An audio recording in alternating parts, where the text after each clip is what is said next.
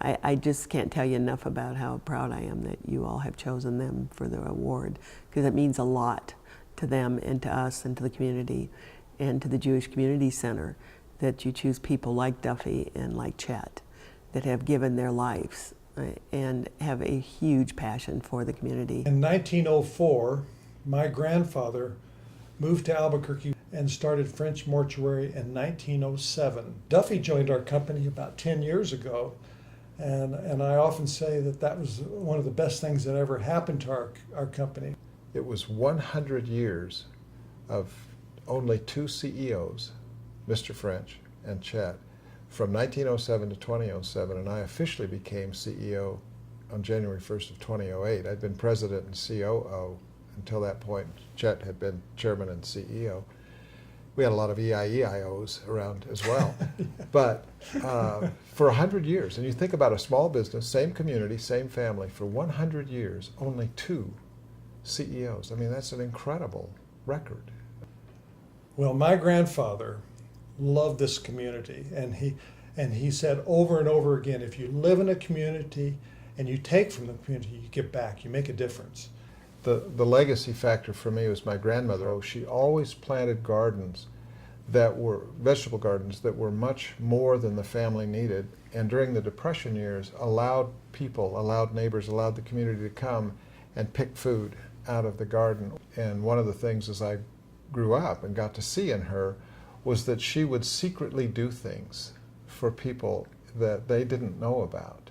And I watched that, and I liked that. There was something there, even as a child, that I kind of liked this sneaking around, doing something special. My dad was also a great role model. He used to tell us as kids, he said, I don't care how much you make, you live on 80%. You give at least 10% and you save 10%. He said, if you can't live on 80, you're spending too much. I don't care what you make. He said, you really ought to give more than 10%, but 10% should be the minimum. You know, most of my life I have had the benefit of seeing people who live lives with open hands. You know, there's an old adage that says you're born with clenched fists, but you die with open hands.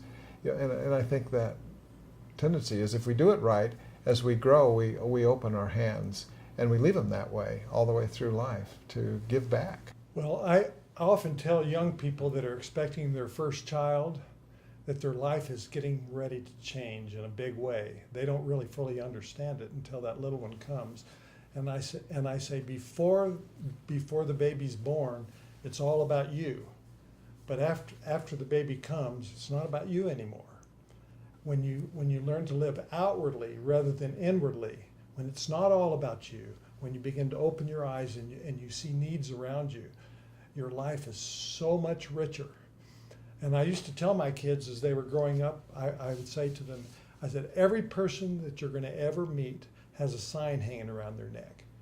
And if you can learn to read that sign, it'll change your life and it'll change theirs. And that sign says, make me feel important, because they are important. And when you begin to value people around you, then you want to make a difference in their lives, and then your life is enriched. That would be my hope, that we grow in our humanitarian efforts. We grow out of some things we've been funding and into some things that are more of where this state can go into the future as we do that. That would be my hope. I have been given so many blessings in my life. It is really critical that we give back when we're blessed like that. And I just can't tell you how important it is and how rewarding it is to try to make a difference when you've been blessed like this. We have a responsibility, I think. You do this because it's the right thing to do. I mean, you just do it.